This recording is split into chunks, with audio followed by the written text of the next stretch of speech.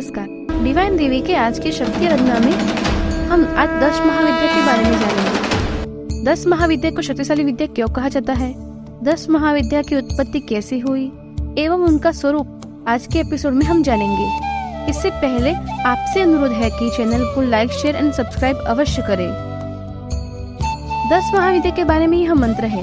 कालितारा महाविद्या षोडशी भुवनेश्वरी भैरवी छिन्न मस्ता च विद्या धूमावती तथा बगला सिद्धि विद्या च मातंगी कमलात्मिका एताः 10 महाविद्या गुप्त विद्या प्रकीर्तिता।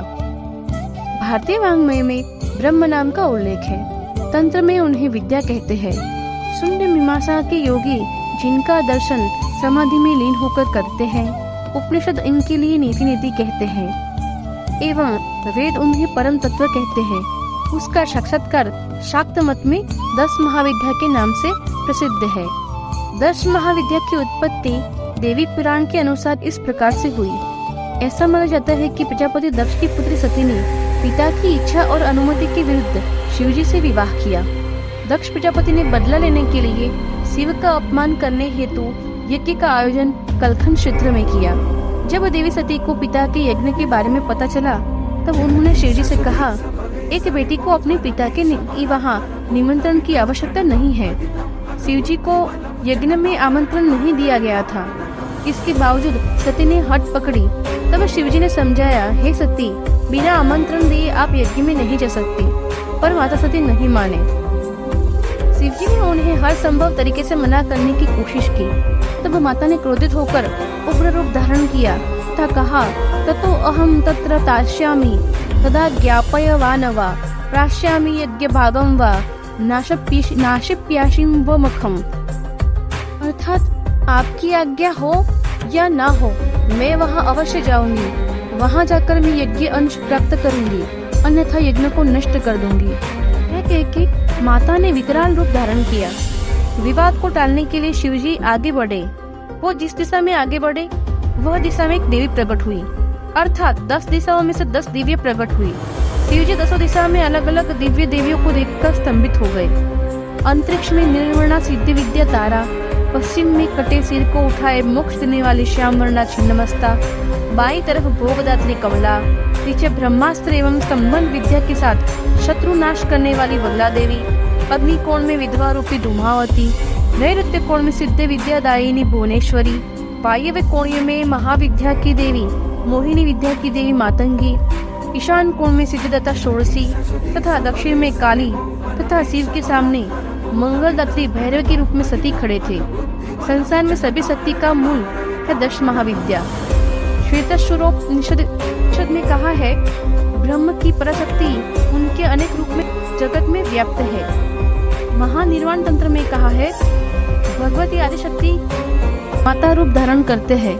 इसका कारण बताते शास्त्र कहते हैं कि माता भक्तों के कल्याण करने हेतु, जगत कल्याण हेतु तथा दानवों के विनाश के लिए समय समय पर स्वरूप धारण करते हैं।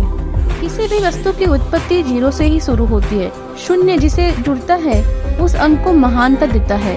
शून्य से ही सृष्टि उत्पन्न हुई तथा बाद में 1 से 9 अंक की गणना में शून्य जुड़ने से ही 10 होता है। वैसे ही 10 महाविद्या है। यही नवदुर्गा तथा 10 महाविद्या का स्वरूप है।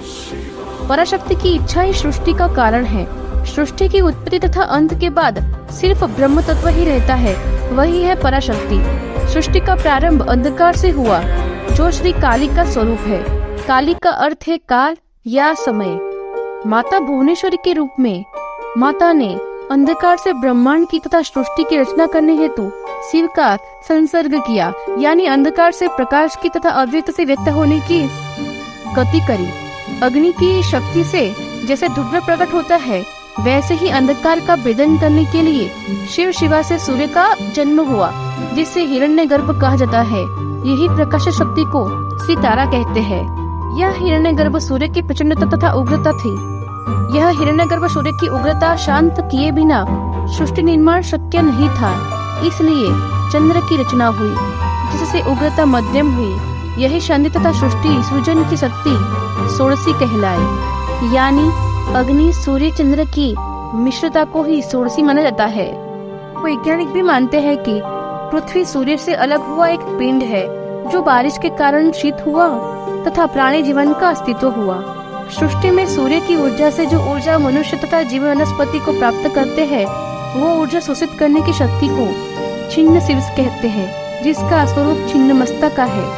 सृष्टि में जो परिवर्तन होता रहता है, जिसे आकर्षण विकर्षण कहते हैं, यही क्षण क्षण की क्रिया को भैरवी कहते हैं। यही माता त्रिपुर भैरवी है। सृष्टि में विषमता से द्वंद्व चलता रहता है। क्षुधा, भूख, निंदा रूपी दुख, सुख, यह परिवर्तन धूमावती के नियंत्रण में है। सृष्टि का नाश होने से स्तंभन करने वाली शक्ति बगलामुखी है। सृष्टि को सुचारू रूप से चलाने, मोह माया उत्पन्न करने वाली शक्ति मातंगी है। कुंडलिनी जागृत होने पर आनंद प्राप्त करके समाधि प्राप्ति का आनंद शक्ति कमला है। गुण तथा प्रकृति के आधार पर इन सारी महाविद्या को दो कुलों में बांटा गया है। एक है काली कुल, दूसरा है श्री कुल। पहले हम काली कुल के बारे में जानेंगे। काली कुल के अंतर्गत देवियां उग्र स्वरूपा, तुरंत प्रभावी तथा तमोगुणी एवं अत्यंत जागृत होती है। काली कुल की देवियां प्रायः भयानक स्वरूप, उग्र स्वभाव की होती है। महाकाली, तारा, बगलामुखी, धूमावती, छिन्नमस्ता आदि महाविद्या काली कुल के अंतर्गत आती है। श्री कुल की देवियां सौम्य स्वरूप की, शांत प्रकृति की होती है, जिनमें भुवनेश्वरी, त्रिपुर सुंदरी, कमला, मातंगी आदि देवियां है। महाविद्या की आराधना तथा अनुष्ठान से गंभीर ग्रह कष्टों का सामना किया जाता है। 10 महाविद्या के अंतर्गत शिव जी का भी पूजन होता है। हर विद्या की एक देवी तथा शिव का एक रूप है। महाकाली देवी के शिव है महाकाल शिव। तारा देवी के शिव को अक्षोभ्य शिव कहते हैं। सोरसी देवी के शिव को कामेश्वर शिव, भुवनेश्वरी के शिव को त्र्यंबक शिव, दक्षिणामूर्ति शिव की शक्ति को त्रिपुर भैरवी, क्रोध भैरव शिव की शक्ति को छिन्नमस्ता तथा धूमावती ये माता विधवा रूप है, इसलिए इनके कोई स्वामी नहीं है। तथा मृत्युंजय शिव की शक्ति है बगलामुखी, मातंगेश्वर शिव की शक्ति है मातंगी तथा विष्णु स्वरूप की शक्ति है कमला। 10 महाविद्या यानी विद्या स्वरूपा महाशक्ति है। महाशक्ति महाविद्या अविद्या दोनों ही रूप में विद्यमान है। माता अविद्या के रूप में प्राणियों में मोह है, तो विद्या रूप में मुक्ति है। माता के प्रभाव से ही काल, मृत्यु तथा पंचभूत प्रभाव दिखाते हैं। 10 महाविद्या की सिद्धि एकमात्र शिव जी ने ही की है।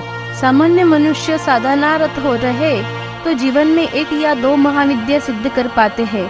परंपरा 10 महाविद्या की उपासना कलिकाल में सर्वश्रेष्ठ शीघ्र फलदायी है। समस्त विघ्न बाधाओं तथा अनिष्ट ग्रहों की शांति एवं शत्रु विनाश के लिए महाविद्या अत्यंत प्रभावशाली शस्त्र है। महाविद्या में से किसी एक महाविद्या की साधना से भी धन लाभ, कीर्ति, प्रसिद्धि, विजय, यश, पौरुष एवं बल की प्राप्ति होती है। अंत में प्राण चेतना, समाधि एवं ब्रह्म ज्ञान का बोध होता है। 10 महाविद्या की उपासना से व्यक्ति का आत्मबल तथा चेतना उच्च अवस्था में पहुंच जाता है। भक्त अपनी रुचि तथा भक्ति अनुसार किसी एक कुल की साधना कर शक्ति प्राप्त कर सकता है। महादेव भी शक्ति के बिना शव के समान है, इसीलिए वेदों एवं पुराणों में देवी को परम प्रकृति तथा आद्य शक्ति कहा जाता है। आने वाले एपिसोड में हम 10 महाविद्या की 10 देवियों की विशेषता, मंत्र, यंत्र तथा साधना के बारे में जानेंगे। हमारा प्रयास है कि शक्ति साधना घर घर पहुँचे। माता की दिव्य प्रेरणा से हमें ये कार्य करने की शक्ति मिलती है। हमारी प्रस्तुति हर घर पहुँचे, इसलिए आप देवी भक्तों से विनती है कि चैनल को सब्सक्राइब एंड शेयर अवश्य करें। जय माता जी।